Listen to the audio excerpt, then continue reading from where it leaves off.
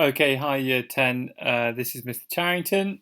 I hope you're all well and had a good half term. Um, I am finding it hard that it's not as sunny anymore. I can tell you that.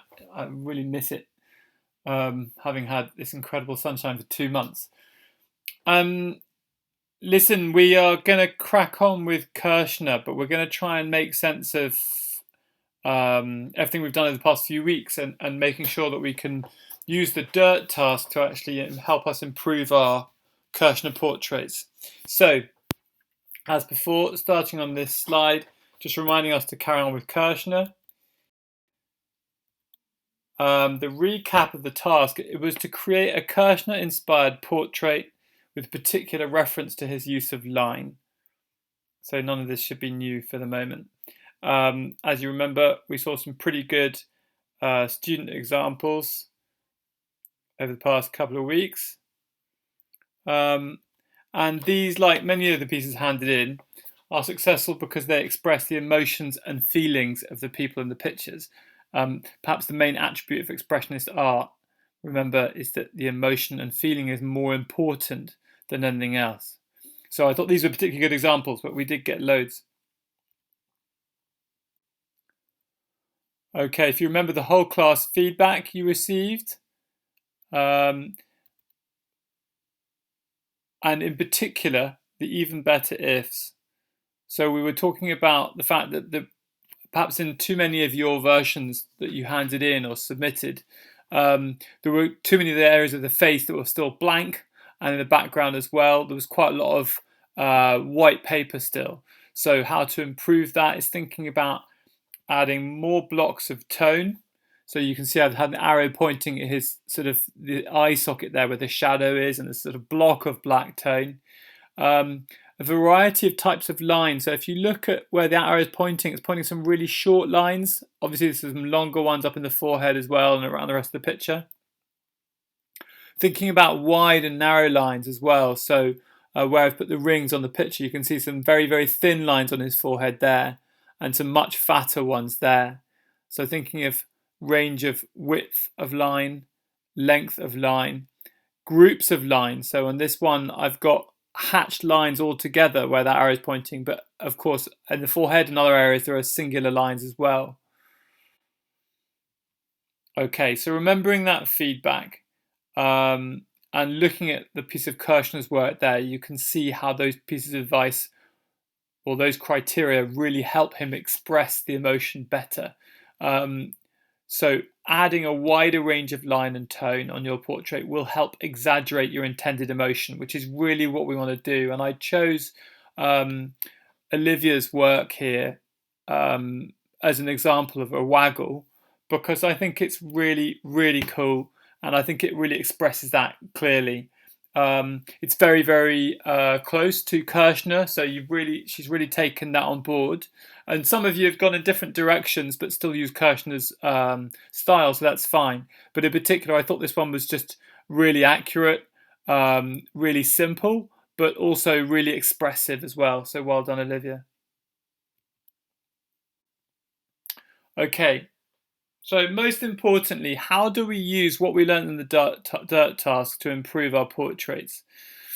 And if you remember, you recognize the range of line and tone used in the dirt. So we copied a section of one of his pieces, and in doing so, we made sure we were aware of all the different types of line and tone we were using there. Short lines, long lines, wide and thin, and everything else. So that photo should show you what I mean by that. Recognize a range of line and tone used in your dirt task and identify where to add more lines or blocks of tone in your portrait. So I've just quickly done, please forgive me, it's not anywhere near as good as a lot of your brilliant examples, but I've quickly done a sort of expressive portrait here using different kinds of line. But you can still see there's loads of areas of white tone still, and I don't think it's quite expressive enough in terms of the emotion. So starting to look at that picture and working out where more lines and blocks of tone could go. And then start to mark in the lines and add areas of dark tone. So you can see in that second picture there, I've started to add those blocks of tone that Kirchner himself uses in his sort of eye sockets and under the nose and so on, and I've put them on my picture. And that just makes that picture a bit more 3D, makes you understand the form of the face a bit better, but also I think it expresses the emotion more as a sort of like literally a darker image, and that gives more mood and atmosphere to the picture, I think. So remember, different kinds of line and the angles of the line and the groups of the lines and so on all have their place in helping you express that emotion much more clearly. Okay, so your task, because by now you're asking me to shut up. So the task for next week, home learning task 1, using the even better if we got from the whole class feedback and the value we learnt from that dirt task. You need to now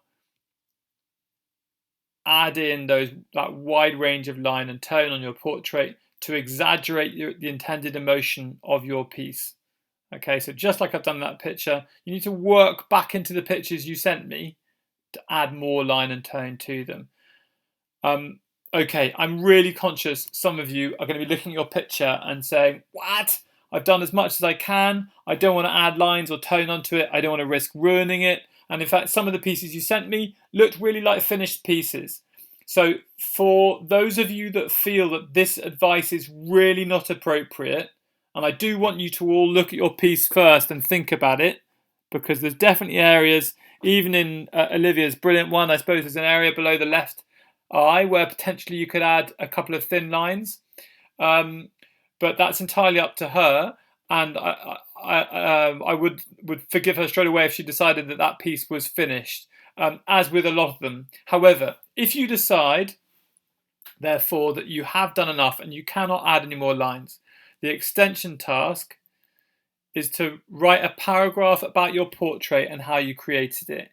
You could use the following prompts or sentence starters. Okay, so this is an evaluative piece of writing. It's a quick reflective piece of writing which would go in your book, but for the moment you can do it on Word or PowerPoint or handwrite it in the back of your book or whatever. So my portrait illustrates the theme or sin of envy or wrath or whatever. I created it by, and you might go through the process, explain how you traced from a photo or you drew it freehand or whatever. And then you added pen, maybe, I don't know.